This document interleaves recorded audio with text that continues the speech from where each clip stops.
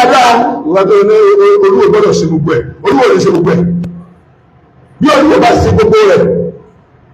ní ètò táwọn fẹ́ gbé kalẹ̀ Monday àìmọ̀ kìí ṣe olúwo yìí ti dìkìlẹ̀ àpẹ láyé òun ní sẹ́mọ́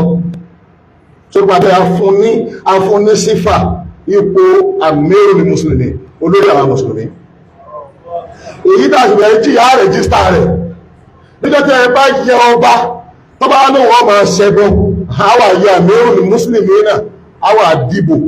tí gbogbo ìlú wọn bá dìbò lọ́wọ́ pàfẹ́ yẹ ọba mi ọ̀kan níwájú ọba ó kọjọ́ bàjẹ́ rẹ̀ àmẹ́rù mùsùlùmí oní àmà pàṣẹ fáwà ìtọ́bá pẹ́ ààrẹ lọ bá wọn ẹ̀gbọ́n mi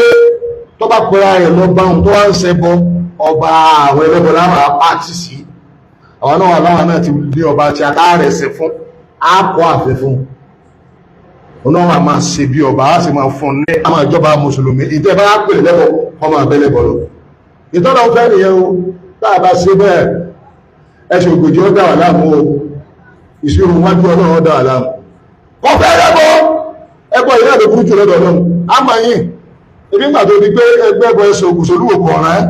lẹ́wà jáde wá síta wá láti wá jà ibi gbà wípé kọ ọ̀rán ẹni. ó ṣe ni láàánú wípé gbogbo ẹ̀yin tí à ń wò gẹ́gẹ́ bí àgbààgbà nílẹ̀ Yorùbá yálà ní ẹ̀yin bàbá wa ọba aládé ẹ̀yin bàbá wa baálẹ̀ ẹ̀yin ìjòyè kàǹkàǹkà gbogbo ẹ̀yin àgbààgbà ilẹ̀ Yorùbá both home and abroad ó yà wá lẹ́nu wípé ẹ ṣe nǹkan ìdẹ̀tí sí ọwọ́ Mufti Ìwó àwa ti bìlíìfù wípé ẹ ti jẹ àjẹbánu kan abẹ ti ní àwọn ìwà àṣìṣe kan má jẹ́ á gbọ́ tí ó ti tú sí ọwọ́ Mufti Ìwó nítorí ẹ̀ ní gbogbo yín ṣe ń bẹ̀rù ẹ̀ gbogbo wa ọmọ Yorùbá ti rí wípé ẹ̀yin àgbààgbà àtẹ̀yin lọ́balọ́ba àti ìjòyè ẹ̀ ń bẹ̀rù Mufti ọkọ ìyá yín ni ó ti jẹ́ ká mọ̀ pé èyí tó bá bí dáa òun ló sọ pé tó bá bí yín dáa òun ló sọ èmi kọ́ ẹ lọ wo gbogbo fídíò ẹ̀ tó ti ṣe sẹ́yìn kò ń ṣe ẹ̀yin àgbààgbà bẹ́yìn ọba nìkan ó tún sọ débi wípé ẹ̀yin political leaders tó bá bí dáa nílẹ̀ Yorùbá tẹ́ ẹ bá fọwọ́ pa idà òun àti Olúwo lójú ó lẹ́ẹ̀ máa fi póòsì yín pìtàn ibi tẹ́rù Ọlọ́run ti bà mí ni wípé gbogbo ẹ̀yin political elite political leader gbogbo ẹ̀yin elders ilẹ̀ Yorùbá gbogbo yín wá sá kúbẹ́kúbẹ́ àárí èèyàn kan ẹ má jẹ́ parọ́ àti rí èèyàn kan àbí méjì ṣùgbọ́n kì í ṣe gbòógì lẹ́ra ẹ̀yin àgbààgbà o kẹ́tì ẹ̀ sọ̀rọ̀ gidi síta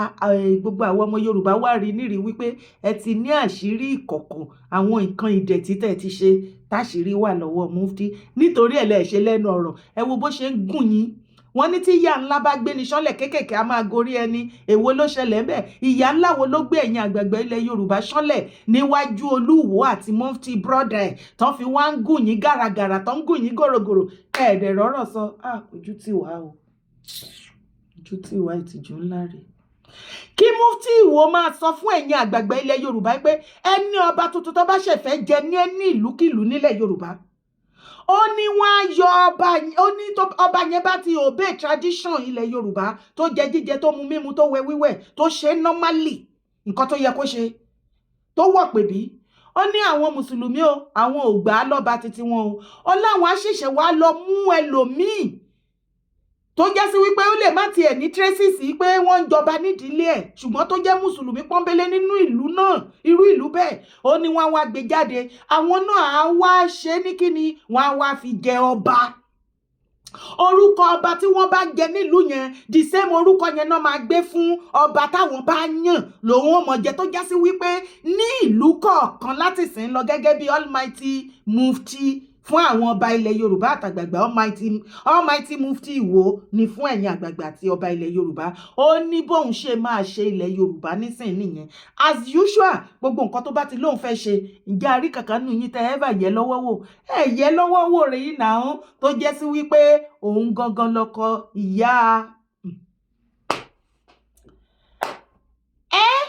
mo rí mú ètè sọnù ṣùgbọ́n ẹ wá bá mi wo fídíò yìí. Mo á kí bàbá wa àgbà former president of Nigeria Àkàndá Ọlọ́run ẹni ẹ̀sà ẹni àpọ́nlé ẹni tọ́lọ́run náà wáyé pé sálọ sáyé lọ bá mi dìlífà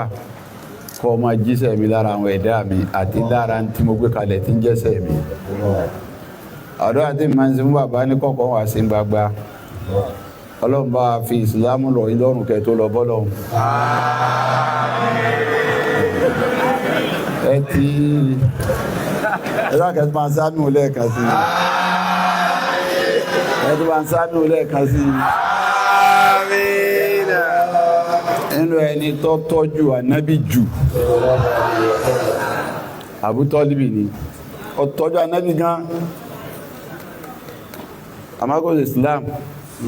ànábì wa ní oríṣẹ́ tọ́jú mi yìí mo fẹ́ kó fọ́ ọlọ́run ó wù ànábì kó sí Islam bàbá tọ́jú ẹ̀sìn o àkọ́kọ́ yí kọ́ lè ta àjòkó sí yìí o Central Mosque wa l'Abuja tá ń lò ní gbogbo Nàìjíríà ẹ̀yin ni o ẹ̀yin ni o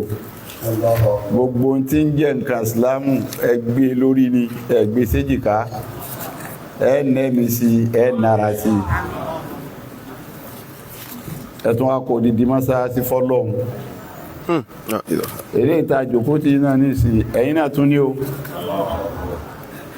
lọ́jọ́ ma ṣàdúrà àwọn pé ń tẹ́ fi rere òun gbà lọ́dọ̀ lọ́hun yányá òun náà sáà ní gbólóhùn la ilaha illallah bọ́ bá ti bá fi hàn rọ̀ nílọ́rùn ẹ ti kó fà yányá ọlọ́run níjọ́ rẹ̀ yìí ní tètè mọ yìí lórí tábàlá mọ yìí ní sí àǹparọ́ ni à ń sì yọ gbogbo ń tọ́ bá ṣe wá tí ń dò wà lárí kó wá bá ilẹ̀ sí yanjú ilẹ̀ bá síbẹ̀ mọ́ láàmà yìí ọlọ́run ní tìjà mọ yìí ní gbogbo ọ̀nà tí wọ́n ń gbà rẹ̀yìn ọlọ́run níjọ́ rẹ̀ yìí kò ní rẹ̀ àlàáfíà yín kò ní rẹ̀ ọpọlọ yín kò ní rẹ̀ gbajúmọ̀ yín kò ní rẹ̀ iyì yín kò ní rẹ̀ àṣẹ tọ́lọ̀ fi yín sí lára ìgbà fún ọlọ́run tó wà lára yín gbogbo nǹkan fi tẹríba fún yín ọlọ́run níjọ́ rẹ̀ o ẹ kú ọ̀rọ̀ ẹ̀sìn ní gbogbo ìgbà ẹ sì kó àmójútó wa ẹ kú dídó tì wá ọlọ́run bá dó tì yín yóò wá dúpẹ́ fún yín ju báwo ṣe dúpẹ́ fún yín lọ ẹ̀sìn wa yín ló dúpẹ́ fún yín o ẹ rọ́ṣà.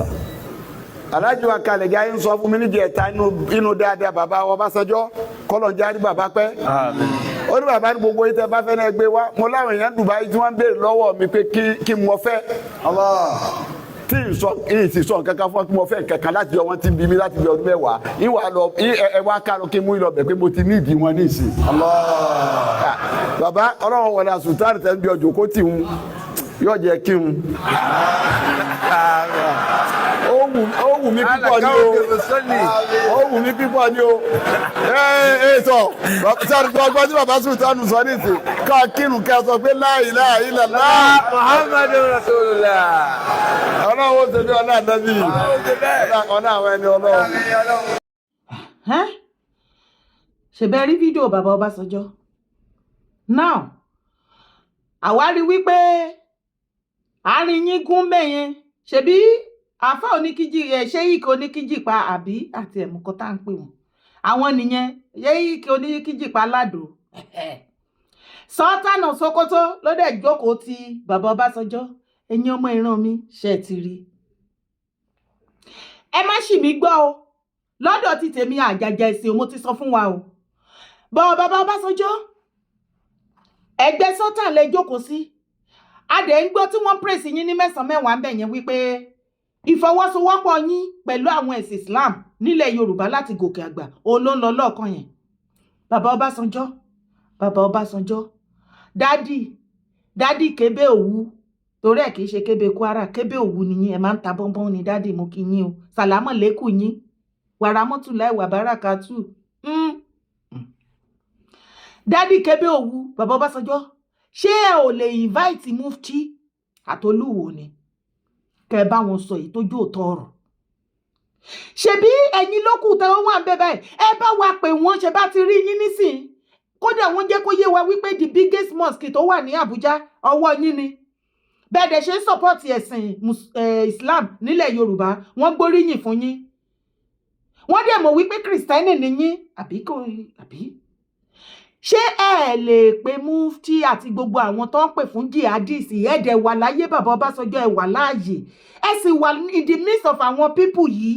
ẹ̀ẹ́dẹ̀ lè pè wọ́n ókè irú Sultan yìí báyìí ẹ lè bá Sultan sọ̀rọ̀ wípé ṣé òun ló fún àwọn mufti Ìwó àtolúwo ní power kan lọ máa dá ogun ìjà ẹ̀sìn sílẹ̀ nílẹ̀ Yorùbá bàbá Ọbásanjọ́ abẹ́fẹ́ sọ wípé ẹ gbọ́ wípé àwọn mufti àtolúwo ń pè fún ṣàríà dandandan ní gbogbo ilẹ̀ Yorùbá ẹ dẹ̀ mọ̀ wípé ilẹ̀ Yorùbá ò lè gba ṣàríà ò lè wọ́ọ̀kì ẹ kò fẹ́ fi dá ogun lẹ̀ ni gbogbo ẹ̀yin ọmọ Yorùbá tẹ́ súnmọ́ bàbá àti rí eléyìí báyìí àti ráṣìírí báyìí wípé ìmùlẹ̀ Sultan nìyí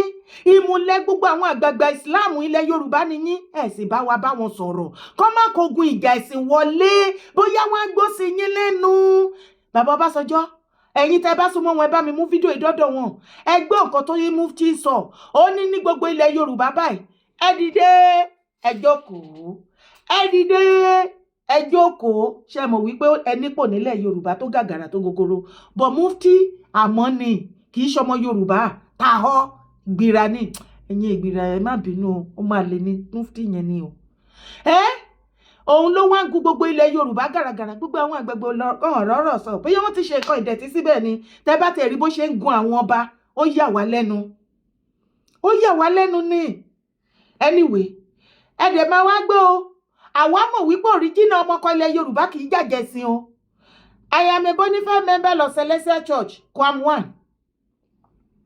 Fuji icon Wasiu Ayinde, popularly known as K1 the Ultimate, has revealed he is a member of the Celestial Church of Christ, CCC, despite being a Muslim. K1 expressed love for the church, stating he built a church and he explored various religions to deepen his spiritual connection. He emphasized pride in joining Celestial Church, highlighting his quest for spiritual growth. You see? I attend Celestial Church. I am a bona fide member of the Celestial Church, a proud one. In fact, I built a church. I sought different religions while trying to know God in both popular religions. There is no way I didn't try to find God, he said. Baba K1, Ọlọ́run ò sọnù. This revelation comes after he popularized the phrase Ganusi. Ẹ kàn háàdì ìyẹn mọ́ ní ìjẹta náà ṣẹ̀ṣẹ̀ sílẹ̀ kò níbi tó gbà kan Ganusi. Kí la wá ń sọ lọ K1 ló jáde tó sọ yìí báyìí ìjẹta lọ̀rọ̀ iṣẹ́ ìjáde àbọ̀jọ́ o wọ́n ní aláàjì ni gbogbo wa mọ̀ wọ́n sí wípé láyé ká má rò bẹ́ẹ̀ o a dẹ̀ tún mọ̀ wọ́n gẹ́gẹ́ bí traditionalist at least ìgbà tí ṣé ó mọ̀ pé ara Ògbóni ni wọ́n ni wọ́n ò fi bò náà ìgbà tó ṣe Máyégún tó jẹ Máyégún ìgbà tó ń jẹ olórí ọmọọba Akilẹ̀ ṣé wọn wọ̀ pé bí ni ṣebí ìwà tèmi rí tí gbogbo àwọn mùsùlùmí kógun tiwọn bàbá sì ti jáde ń sìn pé Celestial member ni wọ́n pọ́nbélé kódà wọ́n tún ní chọ́ọ̀chì wọ́n kọ́ chọ́ọ̀chì ṣé kò wá tán original ọmọkọ ilẹ̀ Yorùbá a kì í jàjà ẹ̀sìn mo fẹ́ kó lọ dìyẹn mú lẹ́nu anybody tó bá ti rí tó múra fùrù kankan àgàgà nínú ẹ̀sìn Islam tó ń sọ wípé òun ò ní gbà fún ẹni ọ̀dà ẹ̀sìn àfi tó ṣe ẹ̀sìn mùsùlùmí nìkankan tó ń dá ìjà ẹ̀sìn sílẹ̀ àbí tó ń promote ẹ̀ ní ọ̀dà àbí ní gbangba wọn kì í ṣe original ọmọkọ Yorùbá ẹ lọ dìyẹn mú anybody tó bá ti ṣe wá sí online tó ń sọ Yorùbá tó sọ fún yín pé ọmọbí kan báyìí ló wọn ọmọbí kan báyìí ló anybody ló lè claim anywhere bí àwọn òbí ẹ̀ pẹ́ bẹ́ẹ̀ kò mí ìtorí pé ó sọ pé tó bí òun sí nìyẹn àbí toró sọ Yorùbá pọ́nbélé bó ti jẹ́ kan lára wa ìwà àti ṣe by their fruit ye shall know them original ọmọkọ ẹ̀ lè rí kó jà kó pè fún ìjà ìsìn nílẹ̀ Yorùbá torí nọ́dẹ́nà bọ́ síta wàá rí pé mo gbé fídíò yẹn jáde lẹ́nu ọjọ́ mẹ́ta wọ́n ní àwọn yúùtù wọn ń pe àwọn àgbààgbà wọn kí wọ́n wá kọ́ nǹkan tó ń pè ní bí wọ́n ṣe ń ṣe religion lọ́dọ̀ àwọn ọmọ Yorùbá àwa original ọmọ Yorùbá àti mùsùlùmí àti traditionalist àti Christian àjọ ń bára wa ṣe ni àjàjẹsìn àbírọ̀ ni mo pa bàbá Ọbásanjọ́ nígbà tí ẹ̀yin àti Sultan ti múlé papọ̀ tí gbogbo ẹ̀dẹ̀ ti wọnú ara wọn ẹ bá wa pé àwọn tó fẹ́ dájẹ́ ẹ̀sìn sílẹ̀ o gbogbo ẹ̀yin ọmọkọ Yorùbá ẹ bá wa kàn sí bàbá Ọbásanjọ́ àti gbéṣẹ́ ilé yín lọ́wọ́ ẹ bá wa kí wọ́n nílọ̀ torí ọjọ́ kan á sú gbogbo ẹ̀sìn méjèèjì tó kù, Christianity àti tradition, àwọn traditionalists á sú wa. À ń bọ́ síta kó má di wípé ẹlẹ́sìn méjì á máa unite against ẹ̀sìn kan. Ẹ mọ̀ pé àwọn mùsùlùmí, àwọn tó ń pè fún wàhálà, tó ń dá ìjẹ̀sìn sílẹ̀, ìṣẹ́jú kan wọ́n á dẹ̀ máa pariwo, wọ́n á wá máa ṣojú bẹni wípé àwọn ẹlẹ́sìn mìíràn ló wá kógun jà wọ́n. Àwọn náà pètè ẹ̀sìn, ogun ẹ̀sìn nísìnyí tí gbogbo wa jọ rí o. Mo sọ yìí mo dúró ná. Má gbàgbé láti bá mi share fídíò yìí, sì bá mi subscribe. Má sì gbàgbé láti drop comment ẹ̀. Bá mi share kó dọ́dọ̀ bàbá Ọbásanjọ́. God bless you for doing so. Orúkọ tèmi ò yí padà. Yèyé Dára Kowee ko. Ó lèmi jẹ́. Ire o. Kàbìtì.